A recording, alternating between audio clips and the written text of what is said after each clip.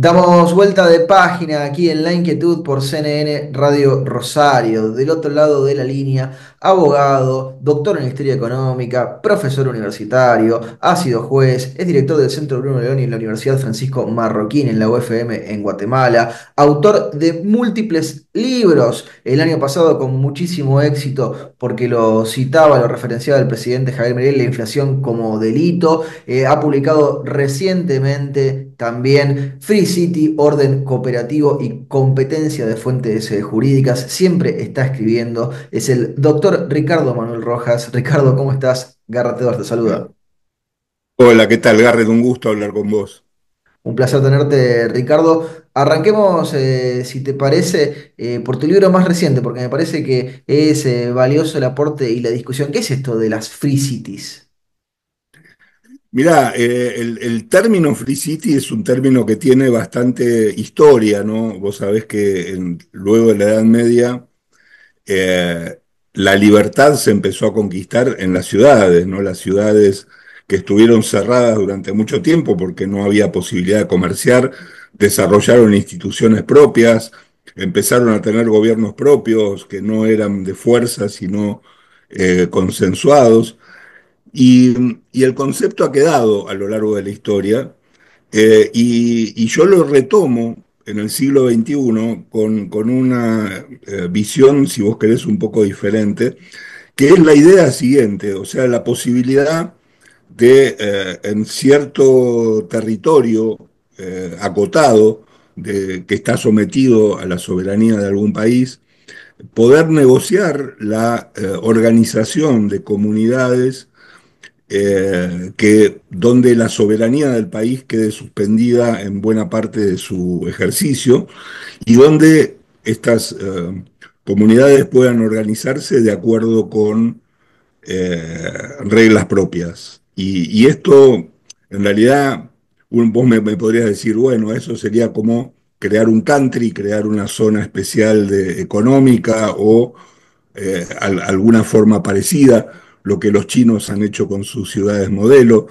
Lo que los Eh, estadounidenses la, tienen en la, algunos la, estados también, Ricardo, que en vez de votar a un intendente, contratan a un administrador. bueno, por eso, la idea es la siguiente. La organización de este territorio debería circunscribirse a organizar lo necesario para la convivencia de la gente.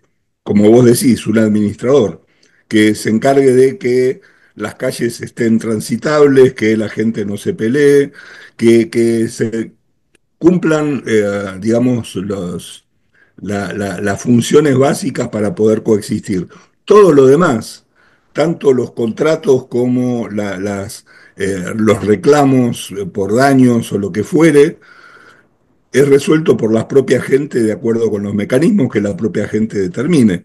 De modo que vos tendrías una competencia grande de fuentes jurídicas, donde cada uno puede negociar qué tipo de derecho va a utilizar, qué tipo de contrato va a suscribir, quién va a resolver sus conflictos, si va a ser un árbitro privado elegido por las partes, si va a ser la jurisdicción de algún otro país, si es que el otro país lo acepta.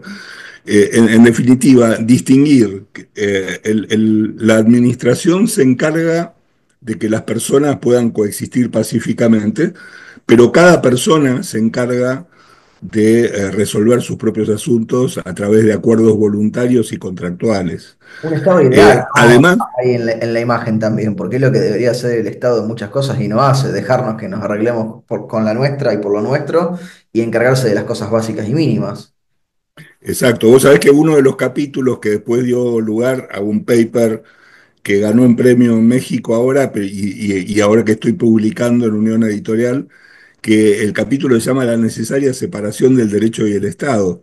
En definitiva, nosotros hemos pensado, los abogados, desde que entramos a la Facultad de Derecho, que el derecho es una cuestión estatal.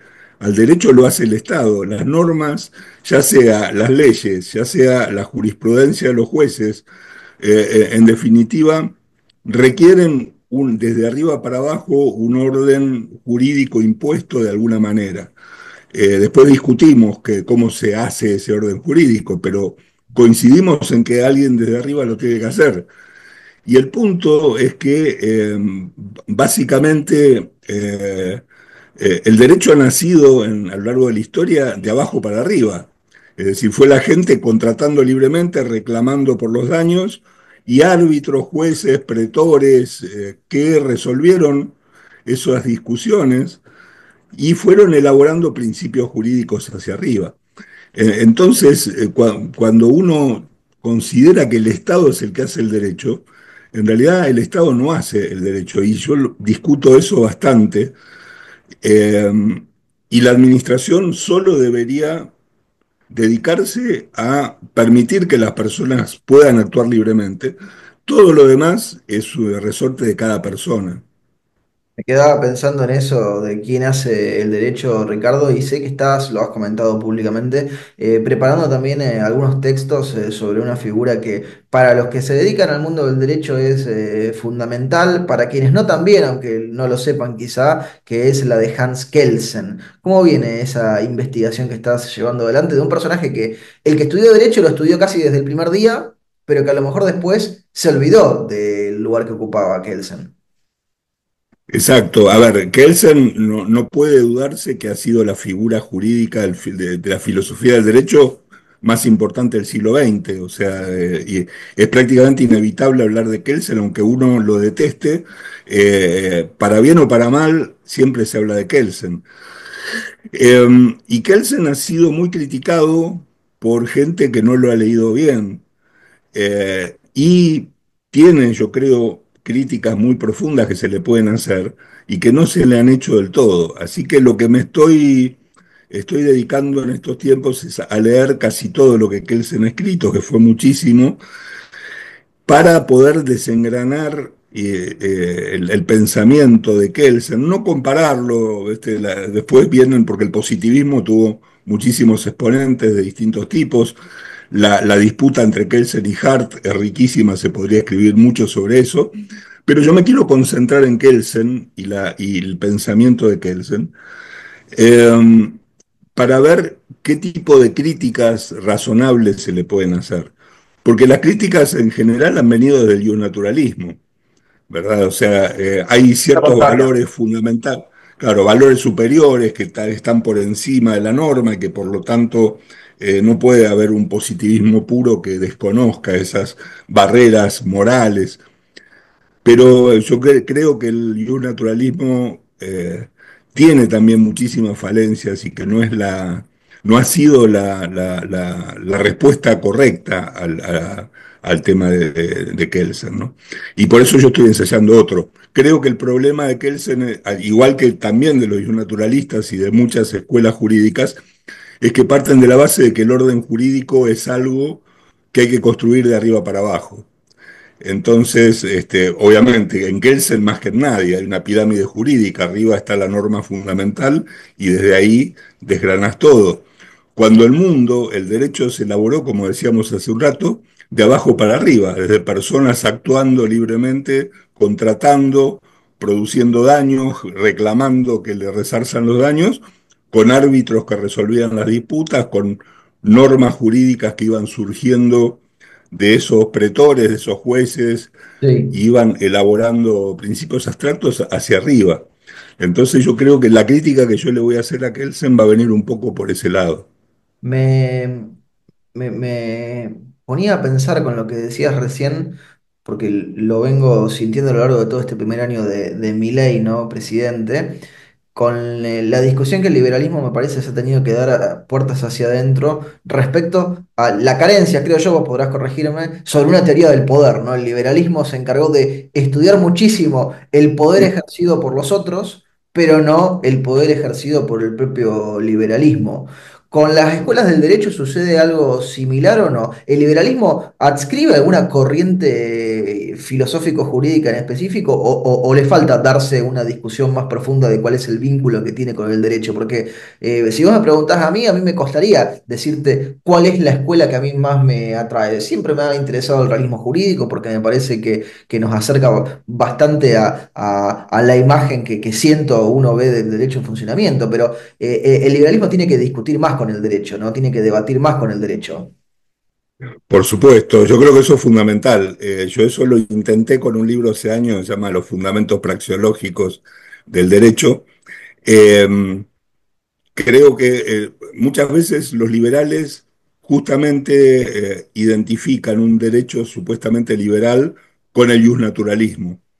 Y lo identifican porque el justnaturalismo, cierta corriente, el justnaturalismo no toda, ascribe a, bueno, existen ciertos derechos fundamentales que hay que proteger y por lo tanto, si la vida, la libertad, la propiedad deben ser bienes superiores, a los liberales eso les gusta. Y hay una Lo cuestión que pasa, humanista, de la dignidad, de Lockeana, exacto, queremos. y de hecho el liberalismo surgió con esas dos premisas. Una, reconocer y proteger los derechos individuales y dos, limitar el poder del Estado, que para justamente que pudieran aplicarse los derechos individuales. Ahora, el naturalismo también escribió muchas otras cosas y sostuvo muchas otras cosas que son bastante malas. Y además el problema del naturalismo es que la mayoría de las corrientes naturalistas tienen una base mística, si vos querés, religiosa. O sea, Dios hizo tal cosa y si yo no creo en Dios ya me acabó la teoría. Entonces la idea es buscar otro fundamento del derecho que no sea tan, que no tenga esa metafísica religiosa. Eh, y yo te diría que, bueno, algo que a mí me encanta, igual que a vos, es las ideas del realismo jurídico.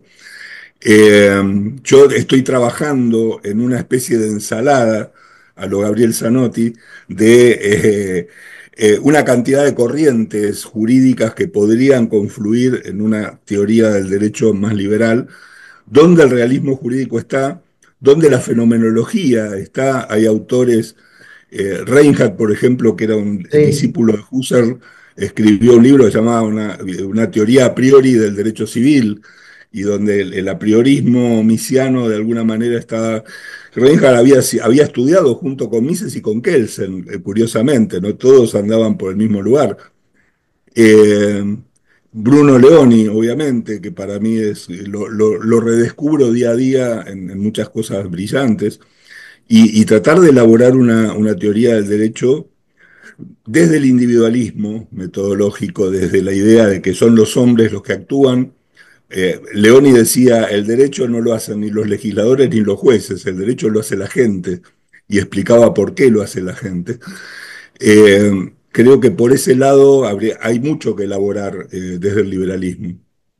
Bruno Leoni, en el prólogo a la libertad y la ley de libertad, Ricardo, tiene una imagen que a mí me parece muy potente, ¿no? Él critica a los abogados, piensa seguramente en los abogados europeos, en los abogados italianos, pero es aplicable a los abogados en todas partes, diciendo que se confunden muchas veces, se quedan en esa idea de esto es lo que dice la norma y así es como debemos actuar. Mientras que vos lo marcabas ahí con el actuar de los hombres, pero le sumamos ahora el rol de los abogados. Los abogados pueden cambiar el derecho, pueden imaginarse un derecho distinto que el que tenemos en ese momento. ¿Cómo vas viendo en Argentina las discusiones jurídicas? Porque nos hemos enfocado mucho en las económicas en este último año, pero también ha habido un gran debate, se va abriendo sobre lo jurídico y lo legal, ¿no? Mira, Argentina, como buena parte del mundo, ha tenido una visión muy dogmática de lo jurídico, ¿no? En el sentido de que hay mucho formalismo, eh, y se pierde de vista que precisamente la función del abogado ni siquiera es ser un jurista. Jurista y abogado son dos cosas distintas. La función del abogado es resolver conflictos de sus clientes de la mejor manera posible, de la más eficiente, la más barata, la más rápida. Eso es lo que hace un abogado. Y cuando lo hace, la gente le reconoce su trabajo. Sí. Yo Cuando era chiquito, quería ser abogado y mi mamá me preguntaba, pero vos sabés qué hace un abogado. Yo le decía, defienda al que le paga. Ahí la cuestión de defender, pues, supongamos que podría haber sido discutida, ¿no? Pero uno se empezaba a dar cuenta ya desde pequeño, los abogados están ahí para representar intereses de los clientes. Exacto, y para resolverle los problemas. Y curiosamente, cuando vos querés resolverle el problema a tu cliente, muchas veces la única forma de resolvérsela a tu cliente es también resolvérsela a la contraparte, porque vos lo que estás buscando es un acuerdo, y no va a haber ningún acuerdo si el otro no está de acuerdo y no está satisfecho también. De modo que los abogados cumplen una función de resolver conflictos que si se cumple bien, es terriblemente eficiente, terriblemente valorada. Ahora, cuando se convierten en leguleyos que van a discutir, a pelear cualquier cosa y van a embarrar la cancha y en lugar de resolver los conflictos los generan, a lo mejor a veces pasa, yo lo veía como juez, que en realidad el imputado y la víctima ya no tenían ningún problema. El problema era que el fiscal y el defensor se estaban peleando por cuestiones jurídicas. Los problemas de agenda, Eh, Ricardo, porque ahí la economía entra para ayudarnos a entender por qué muchas otras cosas funcionan mal en el resto de la sociedad. exacto. Bueno, y volviendo a la Argentina, Argentina ha tenido mucho ese problema, ¿no? Los abogados son formados para irse a pelear a los tribunales y no para resolver los problemas de sus clientes. Ahora, y cuando vos estatizás un país y convertís el derecho en derecho público, entonces todo pasa por el derecho administrativo, pasa por formas estatizadas de derecho, es peor aún, porque van todos a discutir cuestiones horribles. Ahora, si el país cambia en los términos en que el gobierno actual lo está proponiendo, la tarea del abogado, la tarea futura del abogado va a ser fundamental, porque si vos volvés a abrir un mercado, a generar competencia, a fomentar la producción y el desarrollo a partir de la propiedad privada, el rol del abogado va a volver a ser el de resolver conflictos, el de resolverlo lo más rápido posible, lo más barato posible. Esa es el mayor valor que le puede ofrecer el abogado a sus clientes. Y hay que ver si están a la altura los abogados argentinos para hacer ese trabajo. Habrá que verlo. Ricardo, pasó ya un año de Milei como presidente de la Argentina. ¿Qué balance haces de ese primer año, ya con unos días y unas semanas de distancia? Mira, mi balance personal es positivo. Obviamente, a ver, acá hay dos cosas, ¿no? Yo digo, obviamente somos liberales hace mucho tiempo, imagínate, yo hace 40 años que vengo peleando por las ideas de la libertad y Así de es. pronto aparece un tipo que dice todo lo que yo imaginaba que había que hacer, pero nunca confié que nadie lo fuera a hacer. O sea, imagínate que yo fuera un cura exorcista y le sacara los demonios a la gente todo el tiempo, pensando que es todo que es verso, que es todo mentira. Y un día se me aparece un demonio de verdad. Yo digo, puta, ¿y ahora qué hago? No estaba preparado para esto. Entonces, a muchos liberales lo que les pasó es que durante años discutían liberalismo como quien discute de algo, Sí, sí, la inmortalidad del cangrejo. digamos, exacto, pues de algo que nunca va a ocurrir. Y entonces de pronto aparece alguien que te dice, bueno, todo eso que decías que nunca nadie lo va a hacer, yo lo voy a hacer. Y lo hace como puede, porque acá vos tenés que pensar que afortunadamente Milei no se convirtió en un dictador, porque Milei cuando no le sacaron las leyes que él necesitaba, podía haber dicho, bueno, cierro el Congreso Tuvo que salir y a el negociar. gobierno, exacto, y él se la bancó, no le votaban la ley base, después se la votaron un tercio de lo que él pidió, le van poniendo barreras y él respeta hasta ahora la Constitución, lo cual me parece maravilloso. Y dentro de lo que puede, me parece que está haciendo lo que nunca se hizo en Argentina. Y si cuando uno después lo analiza, desde lo que conocemos de economía, podemos Sí, conocer vos de conocés economía, más que yo de eso, sí.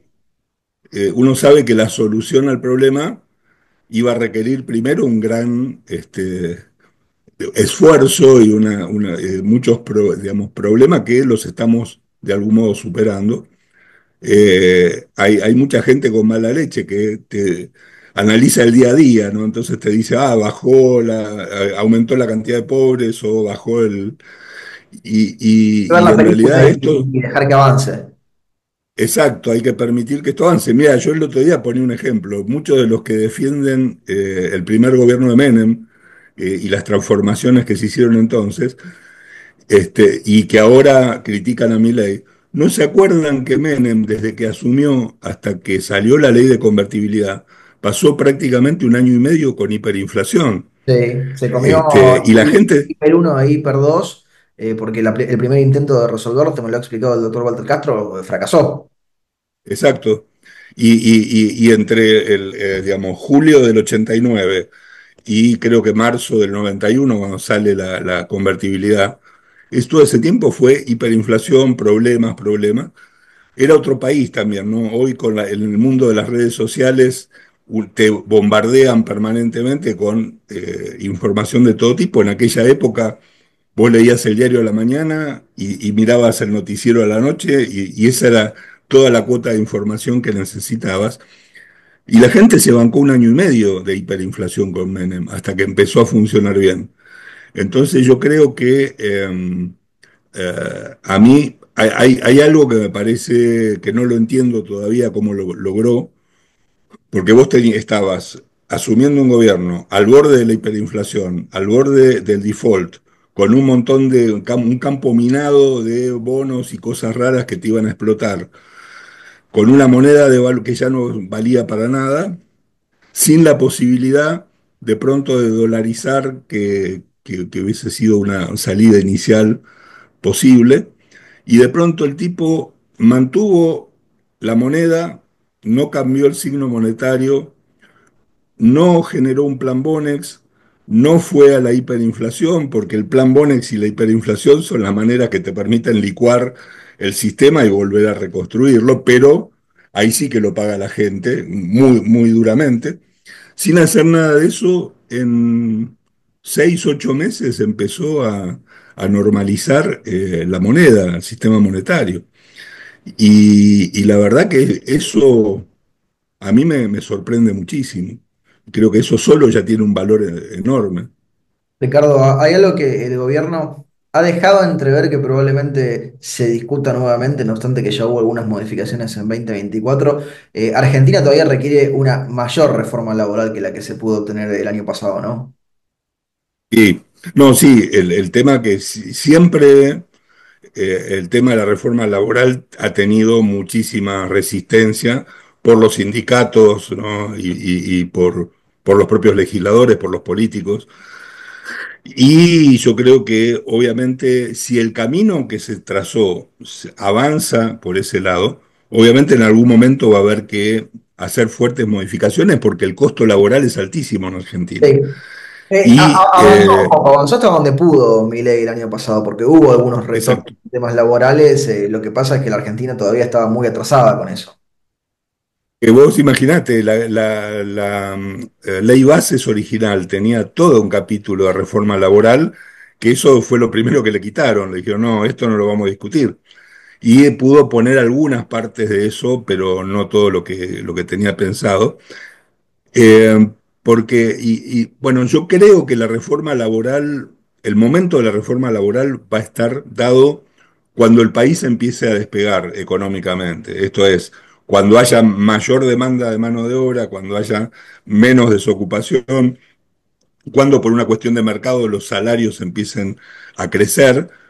Ahí va a ser mucho más fácil una reforma laboral que hoy, que tenés nada, más de la mitad de la gente trabajando en negro y con salarios bajísimos. Me parece que, y el problema es que esto es como el huevo y la gallina, porque para que crezca la economía vos necesitas inversiones, y para que haya inversiones necesitarías un mercado laboral un poco más ágil. Y de todos modos el país va a tener, como se vislumbra, ingresos muy grandes desde el petróleo, la minería, el gas. Ya se está viendo que por ese lado va a entrar mucho dinero. Si ese dinero se reinvierte en actividad laboral, los salarios suben, la desocupación baja, ese día se van a poder empezar a hacer reformas laborales. Desde la Universidad Francisco Marroquín, Ricardo, llevan adelante el Milei Reform Watch, que es una suerte de observatorio de lo que va haciendo Milei y de cómo va contrastando eso con las ideas liberales. ¿Cómo lo va viendo el observatorio, lo que va haciendo Milei y cómo lo va viendo el exterior, ¿no? Porque Milei claramente se ha convertido en un fenómeno mundial, no un fenómeno barrial como le gusta a él decir. Sí, mira, justamente Reform Watch de mi ley se inició como consecuencia de personas allegadas a la Universidad Francisco Marroquín, digamos, donantes norteamericanos incluso, que le preguntaban al rector, y bueno, ¿y ustedes qué van a hacer respecto de mi ley? Y entonces el rector decía, bueno, ¿y qué querés que hagamos? Somos una universidad, no somos ni un partido político ni nada. Este, Me dice, no, porque si a Milei le va bien, el liberalismo en toda la región va a crecer, si a Milei le va mal, olvídense del liberalismo por los próximos 2 siglos. Y entonces surgió la idea de, desde lo académico puro, porque no emitimos un solo concepto político ni a favor ni en contra, vamos analizando cada una de las reformas. A mí me tocó una de las más jodidas, porque siendo abogado yo estoy mirando la reforma jurídica y lo tenés a Sturzenegger, que todos los días me elimina 20 cosas, Sí, es sí. imposible de seguir. Y ha Yo puesto creo al que, lado del cartel con los días que le quedan de facultades exacto, extraordinarias la frase de Gandalf de lo que uno hace con el tiempo, ¿no? exactamente, y yo creo que el día que termine este gobierno, sobre todo si termina bien, eh, van a tener que escribirse varios libros, ¿no? De cada una de las áreas, porque la reforma económica es muy importante, pero la reforma jurídica que está haciendo el Ministerio de Regulación es impresionante. Hay una imagen, Eh, Ricardo, que te va a gustar vos que hablabas antes de los administradores, la dejó Sturzenegger cuando estuvo en Fundación Libertad al cierre del año pasado. No se viralizó demasiado esa parte. Él dijo que se consideraba el plomero de la libertad, que su trabajo era que las cañerías fluyera el agua de un lado para el otro y sacar toda la mugre que estaba ahí adentro, ¿no? ¿Te parece que ese es el rol que tiene que tener en este momento? es maravilloso esa imagen, porque precisamente vos fíjate que mientras muchos se distraen exigiendo dolarización, levantar el cepo y qué sé yo, bajar los impuestos, a través de la desregulación vos estás generando los mismos efectos sin necesidad de leyes que no va a conseguir el gobierno que de pronto le permitan hacer otras cosas. Entonces vos de pronto todos los días hay menos cepo, ¿no? El cepo sigue existiendo, hay que levantarlo, y creo que ya está cerca de levantarlo, pero con las reformas que cada día se van produciendo, cada vez la libertad de operar con dólares es cada vez mayor. Y creo que el día que se levante el cepo va a pasar medio desapercibido. Creo que es la idea que el gobierno tiene. Lo mismo, bueno, la dolarización. Bueno, hoy ya podés operar en dólares y cada vez vas a poder operar un poco más. Y no en dólares, en cualquier moneda, porque personalmente, y esto mi ley lo ha dicho, no creo que hay que ir a una dolarización, sino a una competencia de monedas. Y el gobierno cada vez, y el que está produciendo esas reformas pequeñas, además del ministro de Economía, es justamente el Ministerio de Regulación, ¿no? Un ministerio de desregulación que muchos han dicho Estados Unidos lo quiere copiar. ¿Lo quiere copiar o como siempre cuando se traducen las cosas uno entiende una parte de lo que está traduciendo, ¿no? Porque va por el costado, no es directamente un ministerio y hablan de eficiencia en vez de desregulación. Es como que así como en la Argentina muchas veces copia mal, acá los estadounidenses están copiando por la mitad, ¿no? Bueno, cada uno agarra lo que le conviene, en la política pasa por ahí, ¿no? Pero vos fíjate, el propio Sturzenegger hoy está brillando con Milei y sin embargo pasó medio desapercibido con Macri. O muy criticado. Este, Lo marcó él hace poco en una entrevista que había sido usado como chivo expiatorio en algunas ocasiones. exacto, y hoy él tiene, porque una cosa es que te agarre un presidente, como vos decís, por motivos políticos y te diga, vamos a decir que vamos a regular. De hecho, eh, el propio Sturzenegger contaba que el primer nombre que surgió fue Ministerio de Modernización, Que ya y él había sido mismo dijo, usado. esta palabra no tiene sentido, esto es para políticos que no quieren hacer nada, como se usó en el pasado. Pongámosle las cosas por su nombre. Entonces, hoy con este gobierno puede actuar y meter la motosierra lo más profundamente posible, la motosierra jurídica, ¿no? Eliminar regulaciones, eliminar un montón de trabas que la gente tiene para poder hacer las cosas. Para mí fue maravilloso cuando abrieron esta página web para que la gente proponga de regulaciones. Eso es algo genial. Y vos ves como el propio Toto Caputo, ¿no? Una cosa eran con un gobierno y otra cosa es con otro gobierno. Lo que te demuestra que en el fondo los que gobiernan son los presidentes, ¿no? Te guste o no te guste, para bien o para mal, el que finalmente toma la decisión de que hagamos esto y después vos como ministro lo podés hacer, es el presidente. No fue lo mismo Cavallo con Menem que Cavallo con De la Rúa. Y por eso es que yo respaldo de algún modo a este gobierno, porque me parece que Milei es genuino en esto. Tendrá miles de errores, y aquello en lo que yo no esté de acuerdo, que me parezca que está mal, se lo comentaré por privado, pero creo que hay que apoyarlo, sobre todo porque vos sabés que hay un gran sector del país que desde el 11 de diciembre del 2023 están tratando de que caiga el gobierno. ¿No? Argentina tiene esa vocación golpista, el peronismo tiene esa vocación golpista y el kirchnerismo es al cuadrado esa vocación golpista. No pueden soportar que Milei sea presidente, y por lo tanto que los propios liberales lo estén criticando todo el día, me parece que, o sea, no vivimos en Finlandia, vivimos en Argentina. Me encantaría que pudiéramos tener la discusión, la libertad de discusión que hay en Finlandia, pero todavía no llegamos a eso. Ricardo, última pregunta, te robo unos minutos más y te libero. Volvemos a lo que estás escribiendo. ¿Vas a volver en algún momento a la ficción, que yo sé que cada tanto le has dedicado algún tiempo a jugar con las ideas por ese lado? Mirá, sí, me encanta. De hecho, me encantaría dedicarme a la ficción. Cada vez que quiero retomar la ficción, me aparece un tema nuevo académico que para escribir y me lo retrasa. Tengo ahí en un poco avanzado la tercera parte del consorcio, la tercera y última parte del consorcio que cierra el Un ciclo. adelantado al encargado, seamos honestos, Sí, Ricardo, de yo alguna creo que me manera. copiaron ahí, sí, sí, yo creo que me copiaron. Pero bueno, el consorcio tiene dos partes, ¿no? El consorcio del retorno del señor Garrido, y ahora estoy ya avanzando un poco en la tercera y última parte del consorcio, que hubo algunas personas que me dijeron que tenían interés en hacer una película con esto. Epa, estaría bueno eso. Estaría bueno, estaría bueno porque da para hacerla, y si me dejan meter mano en el guión, se le pueden agregar algunos gags más divertidos. Eh, pero bueno, eso por un lado. Y tengo una vieja idea que me va a llevar mucho tiempo, pero quisiera hacerla antes de que Elon Musk llegue a Marte, que es una trilogía marciana, que la vengo pensando desde hace 20 años aproximadamente, A tres lo, novelas de ciencia ficción. a lo Bradbury, a lo Asimov, Ricardo. Exacto. ¿Cómo sería la colonización de Marte?